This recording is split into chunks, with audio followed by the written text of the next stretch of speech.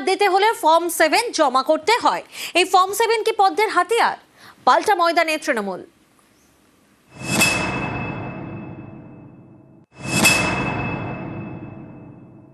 একটা গাড়ির ভেতরে 9-10 হাজার ফর্ম নিয়ে গেছে, সব ডিলিট করার জন্য। জেনুইন ভোটারদের নাম সব বিজেপির এজেন্সি করছে এবং বিজেপির নেতারা তো মালদায় নিজেরা গেছিল। ফাইলের পর ফাইল, বস্তায় বস্তায় কাগজ।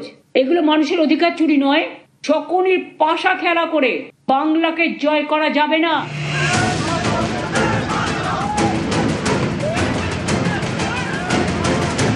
ফর্ম 7 এ নিয়েও তৃণমূল বিজেপি তরজা তুঙ্গে।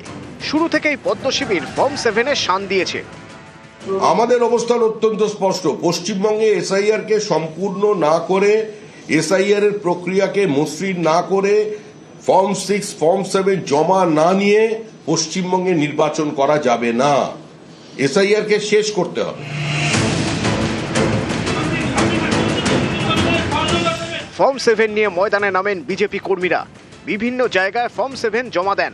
সম্প্রতি বাঁকুড়ার তালড্যাংরায় বিজেপির গাড়ি থেকে কয়েকশো ফর্ম 7 উদ্ধার হয়েছে বলে দাবি তৃণমূলের।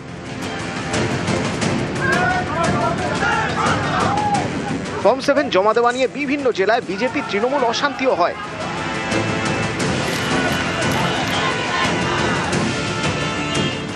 ফর্ম 7-এ ভুয়ো তথ্য দিলে গ্রেপ্তার, এটা কমিশনের নিয়ম। সেই মতোই পূর্ব মেদিনীপুরের তমলুক থেকে গ্রেপ্তার করা হয় এক বিজেপি নেতাকে। পাল্টা তৃণমূলও বসে থাকেনি। গোটা পরিস্থিতির উপর তারা নজর রাখছে, দেখছে বৈধ ভোটারের নাম বাদ যাচ্ছে কিনা। এই যেমনটা অভিযোগ উঠেছে সোমবার উত্তর 24 পরগনার ঘোলায় ভুল তথ্য দিয়ে 215 জনের নাম বাদের জন্য ফর্ম 7 জমা দেওয়ার অভিযোগ। এক বিজেপি কর্মী এই কাজ করেছেন বলে দাবি পঞ্চায়েত সমিতির সভাপতি। যেদিন থেকে এসআইআর চালু হয়েছে সেদিন থেকেই এই চক্রান্ত চলছে।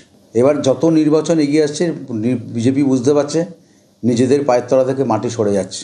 যেন তেন প্রকারে জৈন ভোটারগুলোকে বাদ দেওয়া ওদের হচ্ছে কাজ।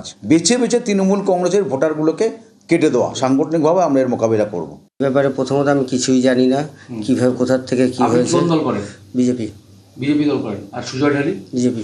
আচ্ছা, আপনাদের নামে তো অভিযোগ আছে, আমি এই ব্যাপারে কিচ্ছুই জানি না। কিছু ভারতীয় সিটিজেন তাদের নাম বাদ দেওয়া হয়েছে, সেই অ্যাপ্লিকেশন আমি করেছি। আমার নাম সেখানে নাকি নির্বাচন কমিশনের পোর্টালে আমার নাম আছে।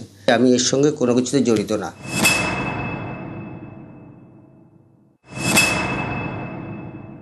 হাজার হাজার ফর্ম 7 গাড়ি থেকে, বিজেপির গাড়ি থেকে উদ্ধার হচ্ছে। তৃণমূলের ভোটার পেলেই তাদের নাম উড়িয়ে দেওয়ার জন্য ফর্ম 7-কে ব্যবহার করছে। ফলে তাদের কর্মীরা, তাদের তো বাইরে থেকে অনেক কর্মী আনছে। আবার জনগণের সঙ্গে সম্পর্ক নেই। ভোট দেয়া মানে বিজেপির বিরুদ্ধে মানুষ ভোট দেবেন জানেন, সেই জন্য বৈধ ভোটারদের হ্যারাস করছে, ফর্ম 7-টাকে সেই জন্য ব্যবহার করছে। এসআইআর হবেই, no SIR no vote.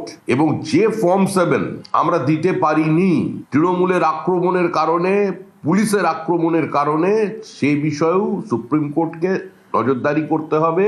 Ganesh Kumar সাহেবকে সে ব্যাপারে সিদ্ধান্ত নিতে হবে। নির্বাচন কমিশনার একবার পশ্চিমবঙ্গে আসুন। নিউজ 18 বাংলা।